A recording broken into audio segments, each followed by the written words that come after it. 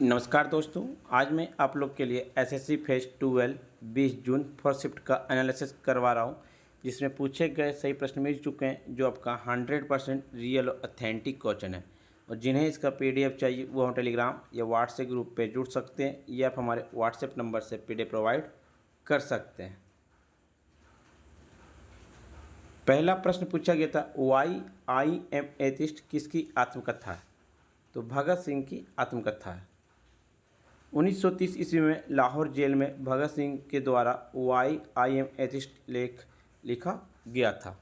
भगत सिंह को लाहौर साजिश मामले और सेंट्रल असेंबली बम विस्फोट की घटना में दंडित किया गया था। उन्होंने मार्च 1926 में नौजवान भारत सभा की स्थापना की और भगत सिंह को 23 मार्च 1931 को सुखदेव सिंह और राजगुरु के साथ फांसी पर लटका दिया गया था।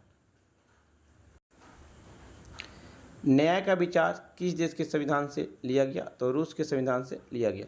जापान के संविधान से लिया गया कानून द्वारा स्थापित प्रक्रिया। आपका रूस देश से लिया गया संविधान में मौलिक कर्तव्य, आदर्श न्याय, पंचवर्षीय योजना और पंचायती राज।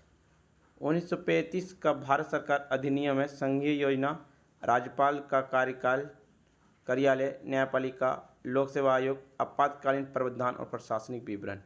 जर्मनी के संविधान से लिया गया आपातकाल के दौरान मौलिक अधिकार का निलंबन।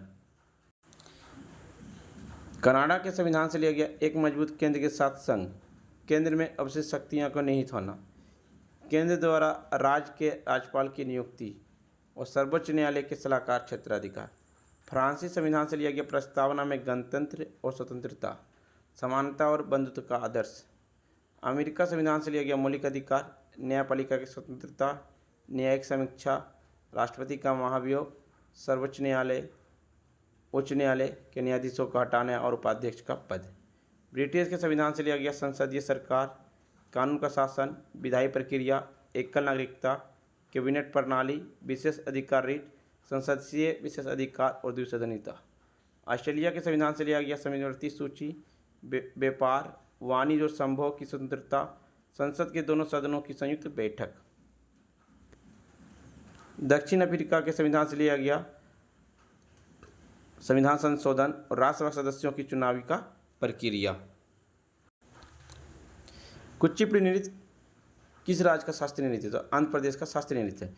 कुचिपुड़ी एक शास्त्रीय नृत्य शैली है जिसकी उत्पत्ति भारतीय राज्य आंध्र प्रदेश में हुई थी। इसका नाम आंध्र प्रदेश के कुचिपुड़ी नामक गांव के नाम पर रखा गया, जहां इसे 17वीं शताब्दी में ब्राह्मण पुरुषों द्वारा विकसित किया गया था। कुचिपुड़ी अपने सुंदर चाल, जटिल फुटवर्क और अभिव्यंजक चेहरे के भाव के लिए जाना जाता है। यह समान तौर पर संगीतकारों और गायकों के साथ एकल नर्तक के द्वारा प्रस्तुत किया जाता है। तमिलनाडु में भरतनाट्यम जैसे शास्त्रीय नृत्य के रूप के लिए जाना जाता है। केरल मोहिनीअट्टम कथक के लिए जाना जाता है। दूसरी ओर बिहार में जट जटिन और झूमर जैसे अपने अनूठे लोक नृत्य के लिए जाना जाता है।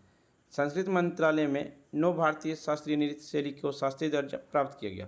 भरतनाट्यम तमिलनाडु, कथक उत्तर पश्चिम और मध्य भारत, कथकली केरल, कुचिपुड़ी आंध्र प्रदेश, उड़ीसी के उड़ीसा, मणिपुरी के मणिपुर, मोहिनीअट्टम केरल और सतरिया असम और छऊ पूर्वी भारत। एक पूछा गया था 2011 की जनगणना के अनुसार सबसे कम जनसंख्या घनत्व वाला राज्य कौन सा है? तो अरुणाचल प्रदेश है, 17 व्यक्ति पर किलोमीटर। हिमाचल प्रदेश का जनसंख्या घनत्व है 123, पश्चिम बंगाल का 1028, मिजोरम का 52। 15वीं भारतीय जनगणना 2 चरणों में आयोजित किया गया था। पहला मकान सूचीकरण और दूसरा जनसंख्या गणना। 2011 की जनगणनाओं में 640 जिले थे, 5,924 उप जिले थे, 7,935 कस्बों और 6 लाख से अधिक गांव को शामिल किया गया था। जनसंख्या घनत्व का अर्थ प्रति वर्ग किलोमीटर लोगों की संख्या है। भारत की जनसंख्या घनत्व 2011 के रिकॉर्ड में कहा गया कि 2011 का घनत्व 324 के आंकड़े से बढ़कर 382 व्यक्ति पर किलोमीटर हो गया था, जो विश्व 2011 के औसत जनसंख्या घनत्व काफ़ी अधिक थी, जो 46 प्रति वर्ग किलोमीटर है। एक पूछा गया FSSAI का चेयरमैन वर्तमान में कौन है? सुधांशु पंत FSSAI के वर्तमान में अध्यक्ष हैं और गंजी कमला और VR राव FSSAI के वर्तमान मुख्य कार्यकारी अधिकारी हैं। वनस्पति तेल उत्पाद नियंत्रण अधिनियम 1947, खाद्य अपमिश्रण निवारण अधिनियम 1954, फल उत्पाद आदेश 1955 और मांस खाद्य उत्पाद आदेश 1973 है। भारतीय संविधान के किस भाग में संघ राज्य संबंध शामिल है? तो भाग 11 में संघ और राज्य के बीच संबंध है। अनुच्छेद 245 से अनुच्छेद 263 तक। मूल रूप से संविधान में 395 अनुच्छेद थे, 22 भाग थे और 8 अनुसूचियां में विभाजित थी, लेकिन वर्तमान में 25 भागों में विभाजित किया गया, 12 अनुसूचियों में और 448 अनुच्छेद है वर्तमान में। कांग्रेस के निम्नलिखित में किस अधिवेशन में पूर्ण स्वराज का नारा उठाया गया था? तो भारतीय राष्ट्रीय कांग्रेस ने 1929 ईस्वी में लाहौर अधिवेशन में पूर्ण स्वराज का नारा बुलंद किया गया। जवाहरलाल नेहरू 1929 में लाहौर अधिवेशन के दौरान भारतीय राष्ट्रीय कांग्रेस के अध्यक्ष थे। जवाहरलाल नेहरू ने 31 दिसंबर 1929 को रावी नदी के किनारे पूर्ण स्वराज के तहत भारत का राष्ट्रीय ध्वज फहराया गया। 26 जनवरी 1930 को एक सार्वजनिक घोषणा की गई थी। 1930 की घोषणा को मानने के लिए भारत ने 26 जनवरी को गणतंत्र दिवस के रूप में मनाने का फैसला किया और पूर्ण स्वराज घोषणा के दौरान लॉर्ड इरविन भारत के वायसराय थे। सरोजिनी नायडू 1925 में कानपुर अधिवेशन के दौरान भारतीय राष्ट्रीय कांग्रेस की पहली भारतीय महिला अध्यक्ष बनी। भारतीय राष्ट्रीय कांग्रेस और मुस्लिम लीग का संयुक्त अधिवेशन 1916 में लखनऊ अधिवेशन में किया गया। भारत का राष्ट्रगान जन गण मन पहली बार 1911 में कोलकाता अधिवेशन के दौरान गाया गया था।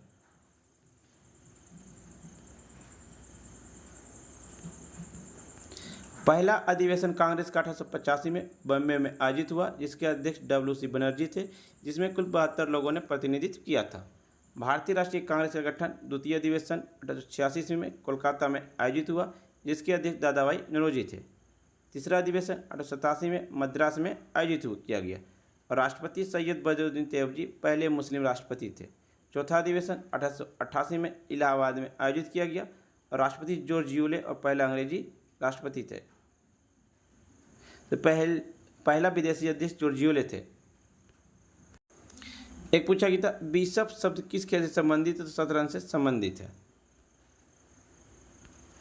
शतरंज से सब bishop, capture, castling, checkmate, en passant, gambit grand master, king, knight, प्यादा, क्वीन, रूक, गतिरोध, सिलियन की रक्षा। बैडमिंटन में आपका angle drive serve, Dennis swipe, double drop, backhand low serve, butts, deuce, fault, flick serve, forehand smash, let, lob, net show.